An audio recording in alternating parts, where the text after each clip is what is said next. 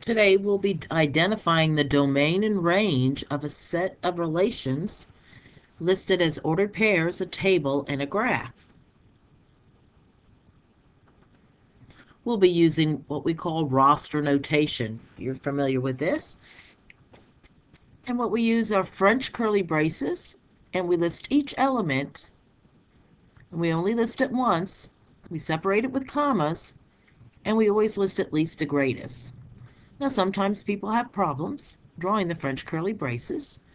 So some alternatives is you could draw an S on the top and a 2, and then a 2 and an S, and that'll make your French curly braces. You could also draw square brackets with a loop.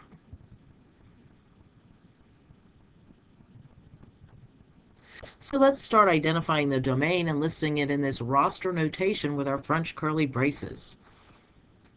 So let's first identify what a domain is. A domain is the set of all possible input values of a function.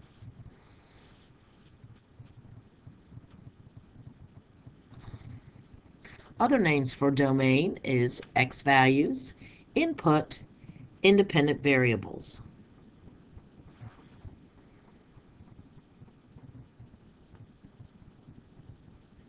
So go ahead and identify the domain of these two sets of ordered pairs. Write it in the roster notation with the French curly braces.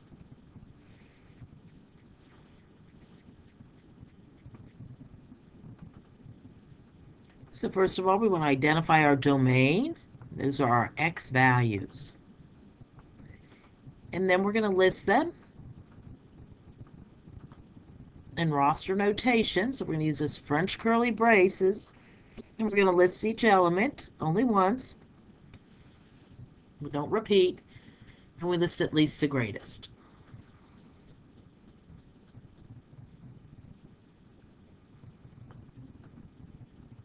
Okay, identify the domain of these two functions with a table.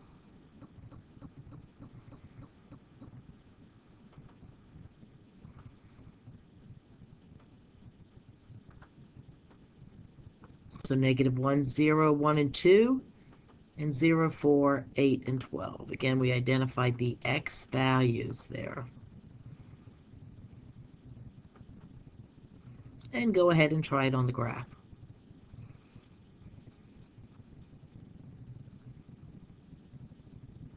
So an easy way to do it on the graph, we're talking about the domain, which is the x values. So I'm going to go along the x-axis to the very left here, and I see my first one. I have something at -5.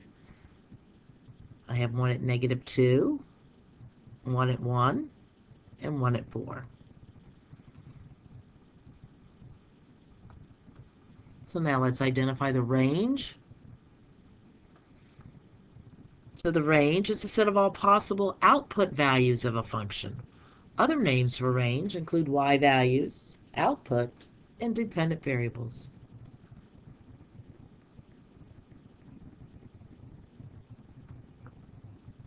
So go ahead and list the range of these two sets of ordered pairs. So again, remember the range are the y values. And we're going to use the French curly braces, least to greatest, and list the element only once.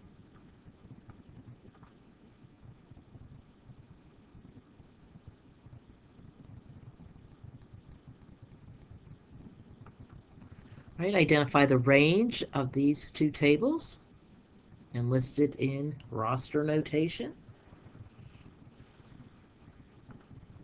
And it's the y values. And we're going to list them least to greatest. When we're in set notation, we always list least to greatest and the element only once.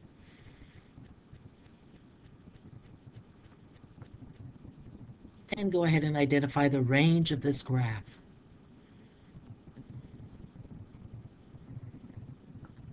Again, working with the range, we're going to go down to the lowest y value here. We have a -6.